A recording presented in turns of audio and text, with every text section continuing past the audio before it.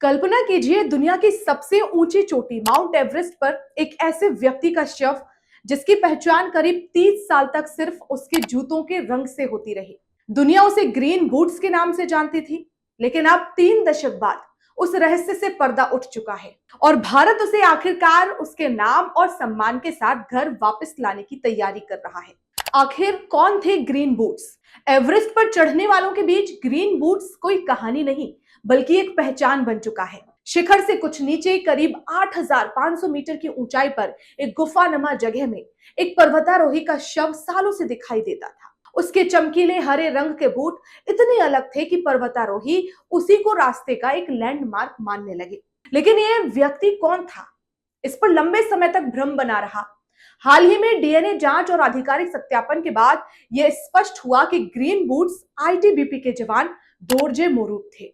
वे 1996 में भारतीय अभियान का हिस्सा थे और एवरेस्ट फतेह करने की कोशिश के दौरान आए भीषण बर्फीले तूफान में लापता हो गए थे।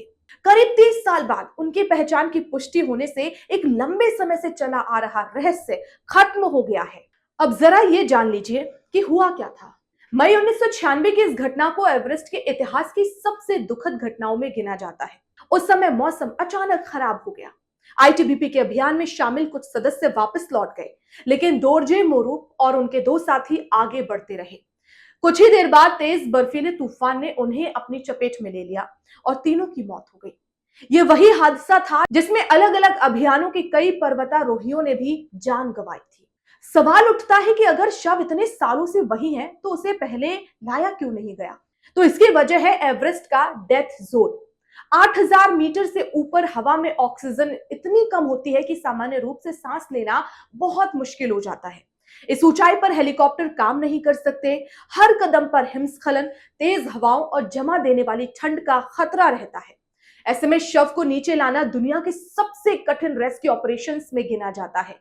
तो शव को अब निकाला कैसे जाएगा? आईटीबीपी ने अब विशेष हाई एल्टीट्यूड रिकवरी टीम की मदद से दोरजे मोरूप के पार्थिव शरीर को वापस लाने की तैयारी शुरू की है। हालांकि यह मिशन आसान नहीं होगा, क्योंकि शव एवरेस्ट के तिब्बत वाले हिस्से में है। इसलिए प्रशासन की अनुमति, अनुकूल मौसम और अनुभवी शेरपा टीम तीनों की जरूरत होगी, तभी यह अभियान आगे बढ़ सकेगा।